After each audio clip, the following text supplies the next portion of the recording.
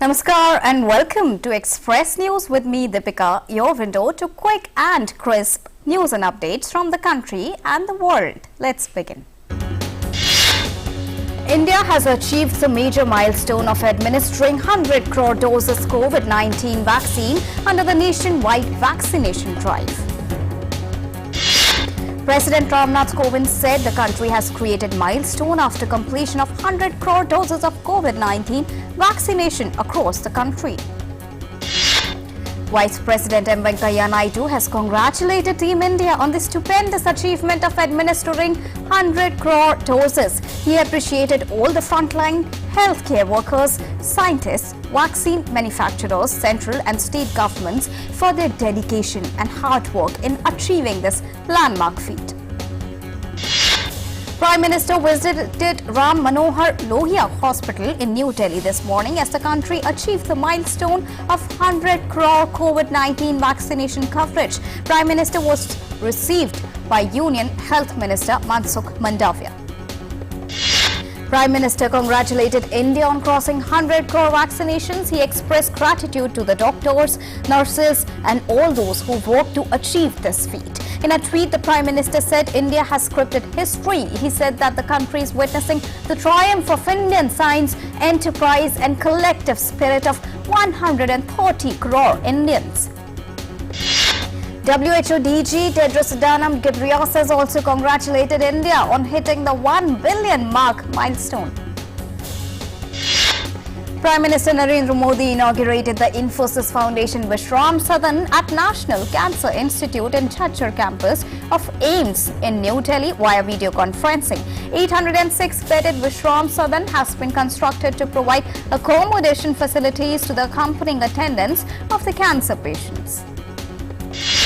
The Prime Minister said government is striving to offer world-class medical infrastructure facilities for the people of the country, especially in the testing times of COVID-19. He said government has taken steps in reducing the price of over 400 cancer medications for optimum affordability to the poor. Prime Minister Narendra Modi said the government is ensuring that all the new AIIMS that are being constructed have night shelters for the families of the patients. Pradhan Mantri Garib Kalyan Package Insurance Scheme for health workers fighting COVID-19 has been extended for a further period of 180 days.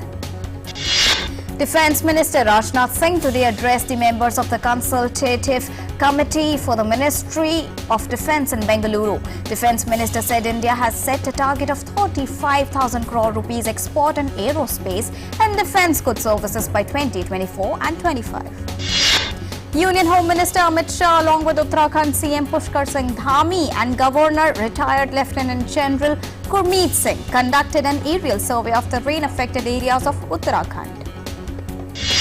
Union Home Minister Amit Shah held a high-level review meeting with officials of the state and centre over the natural disaster in Uttarakhand. Talking to media persons after the meeting, Amit Shah said, due to timely rainfall alert by the centre, the extent of damage could be controlled. Home Minister said so far 64 people lost their lives in rain-related incidents in Uttarakhand and more than 11 people are missing. One of the two missing trekking teams have been located and roads have been cleared in Nainital, Almora and Haldwani. Mobile network has been restored in 80% of the state.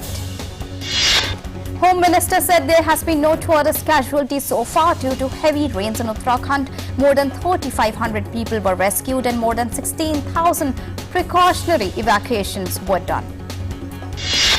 Orange alert has been issued in 5 more districts of Kerala other than Idukki, Pathanamthitta and Kottayam. The Met Department issued orange alert in Palakkad, Malappuram, Kozhikode, Wayanad and Kannur districts in the northern part of the state.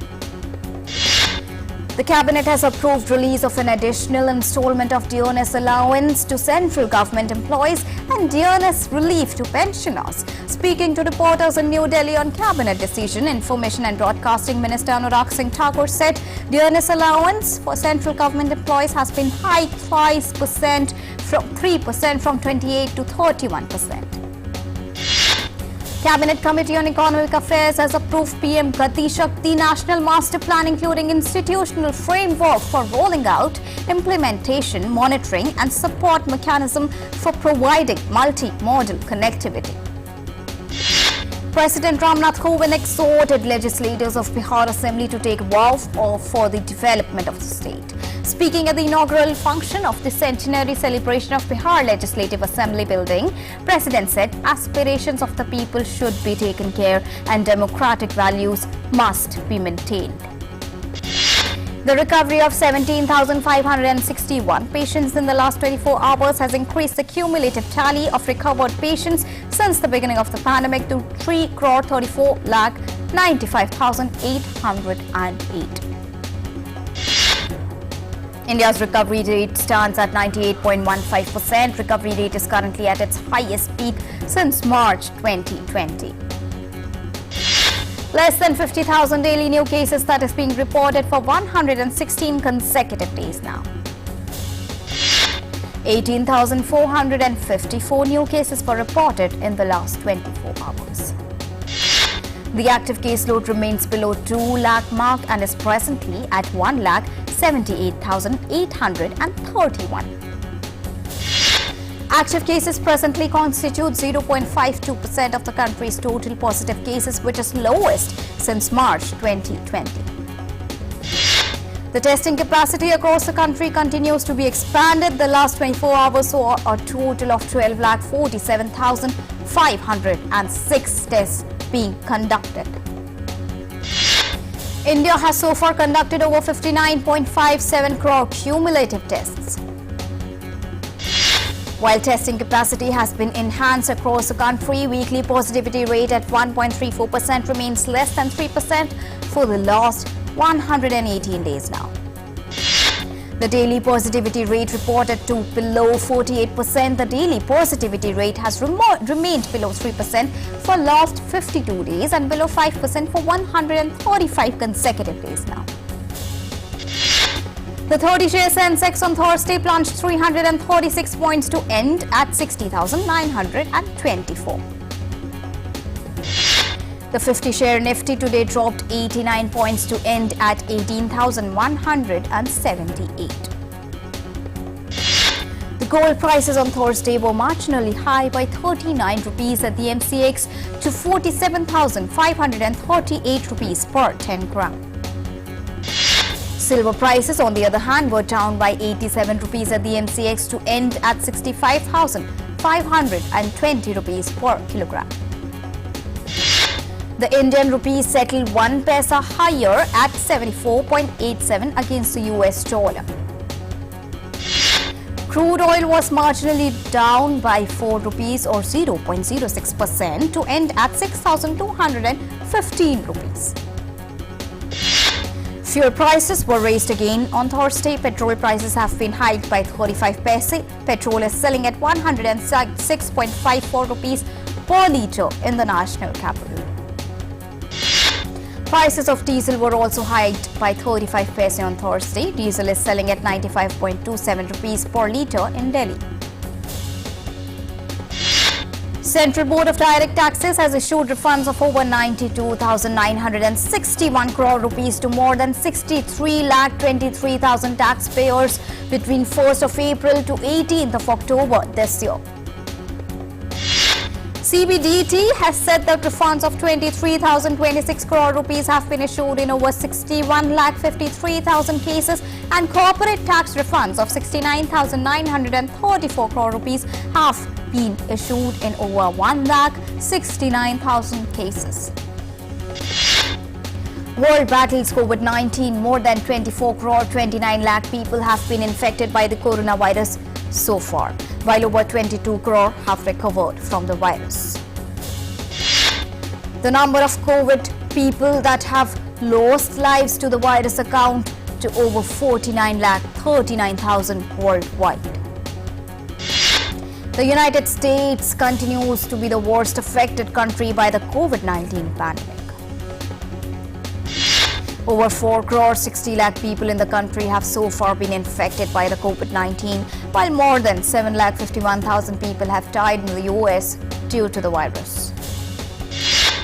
The World Health Organization warned the COVID pandemic will go on for a year longer than it needs to because poorer countries are not getting the vaccines they need. Senior advisor to the DG World Health Organization, Dr. Bruce Alvord, said it meant the COVID crisis could easily drag on sleep into 2022. The U.S. Food and Drug Administration on Wednesday authorized booster doses of the COVID-19 vaccines from Moderna and Johnson & Johnson as per mix and match strategy.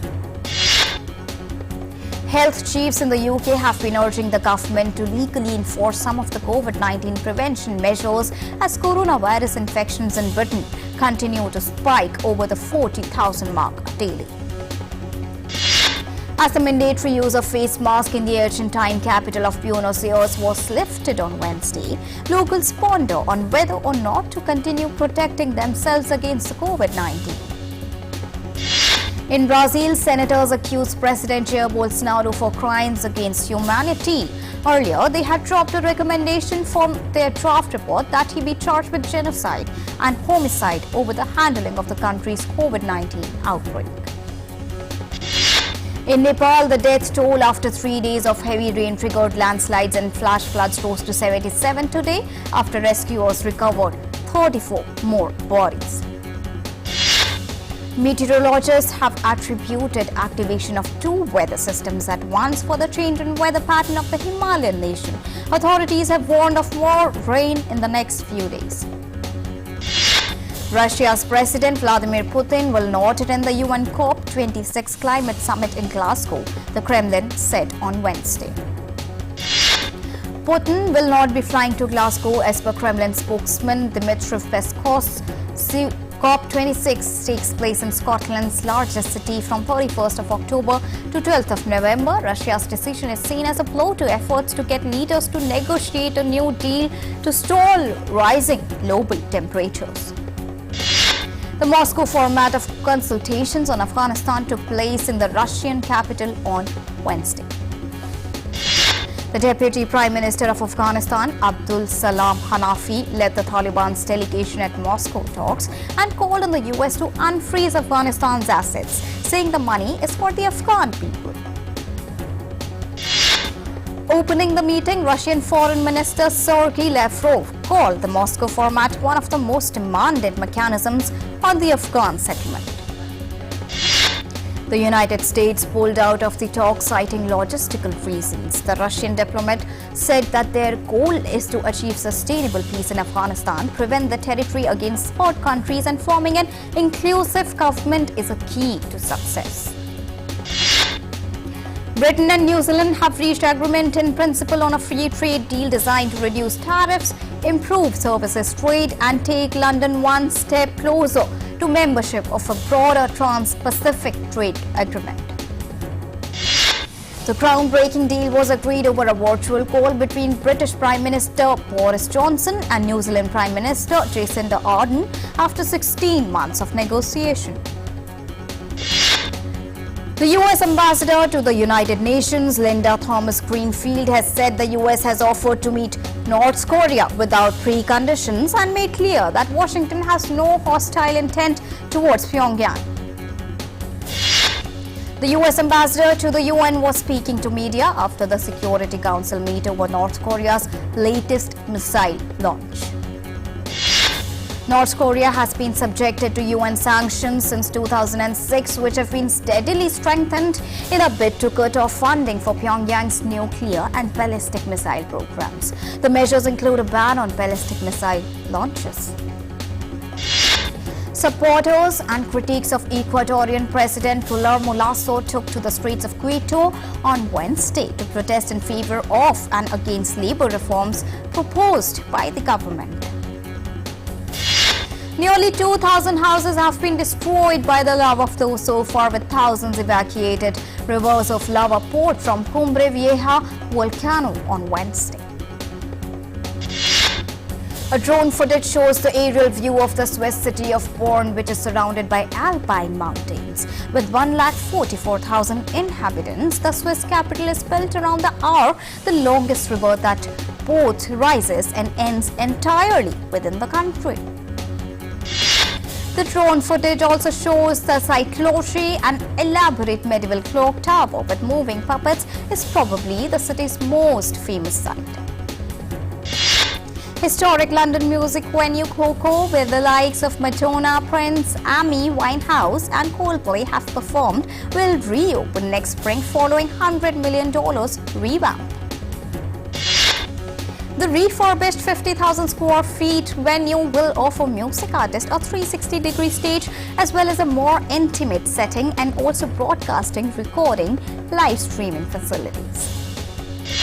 The £70 million investment has seen three buildings: the former theatre, an old pub, and ex-piano factory, merged a 4-story extension and the restoration of the theatre's dome, which was damaged in a January 2020 blaze. A grandmother from Mexico has spearheaded the planting of more than 1 million saplings in a decade-long personal crusade to fight climate change in her region of Mexico. Angelica Torres, now in her 70s, leads a team of women in the Laguna de Santres community near Monterrey who've lovingly nurtured hundreds of thousands of saplings to be used in reforestation projects in the region. With support from the charity The Nature Conservancy, Torres' Forest Nursery has the capacity to grow over 70,000 trees per year, including white pine and stone pine. These species are included in a scientific tool developed by the Nature Conservancy for ecological restoration in this area. School children in the host city of the United Nations upcoming climate conference on Tuesday urged world leaders to do their best at COP26 to halt climate change. Children aged 5 to 12 at St. Cornwall's Primary School have been learning about the causes and effects of climate change in the lead up to the major global summit. The fossilized remains of Big John, the largest Triceratops dinosaur ever discovered by paleontologists, are being auctioned in Paris today. Big John roamed the lands of modern-day South Dakota more than 66 million years ago. Paleontologists unearthed the first piece of bone in 2014. By the time they were done, had found 60% of his skeleton, including a near-complete skull. In Ukraine, one Vietnamese teacher has introduced the first and complete set of textbooks written in Vietnamese and Ukrainian to improve Vietnamese language teaching across the country. It took Hafi Waha, a lecturer at the Taras Shevchenko National University of Kyiv, 4 years to write the books. The textbooks are divided into 3 levels: basic, intermediate and advanced, and contain lectures on grammar as well as information on the culture and people of Vietnam.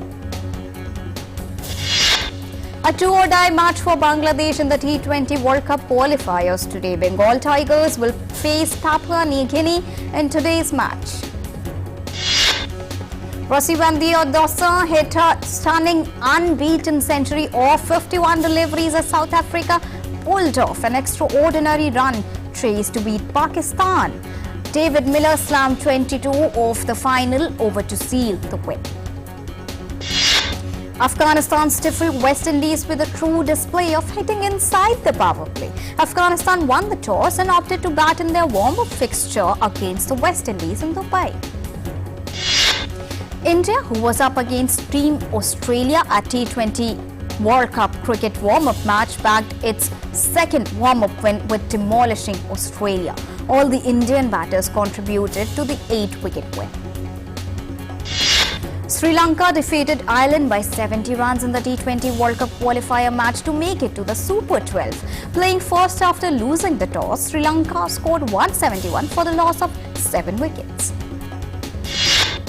PV Sindhu gets the better of world-ranked 12 Bhusanen with a score of 21-16, 12-21, 21-15 in round 2. Sindhu now moves into the quarter-final round of Denmark Open World Tour Super 1000.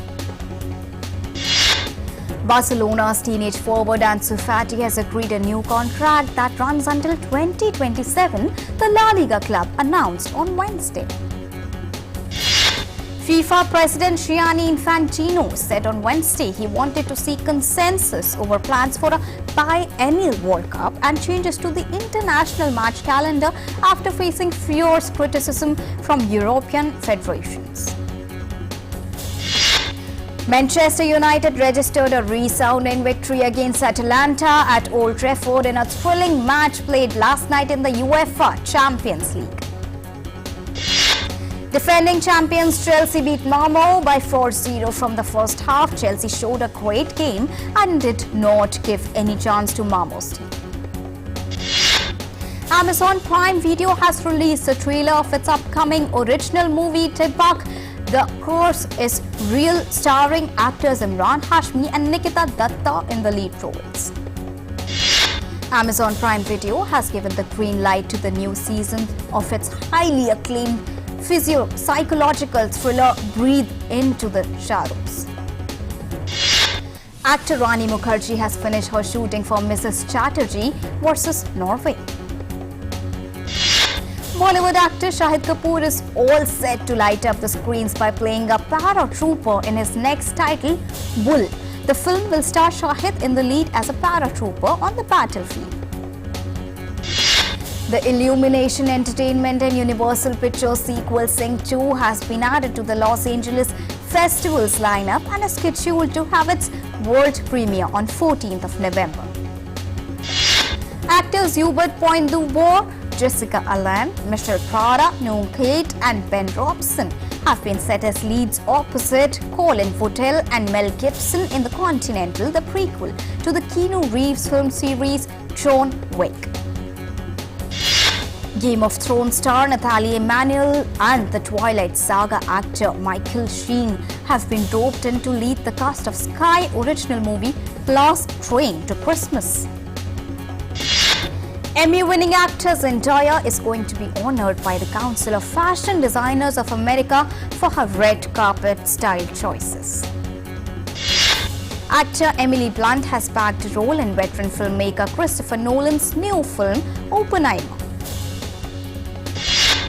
And lastly, the British fashion set returned to London's King's Road to celebrate one of the country's most renowned designers, Mary Quant, at the premiere of the first official documentary of her life and career, What? Well, that's all for now, but we will be back again tomorrow. Meanwhile, come and be a part of world's largest vaccination program as India achieves its 100 crore landmark vaccination milestone. So don't forget to get yourself vaccinated. Stay safe and take care. Bye-bye.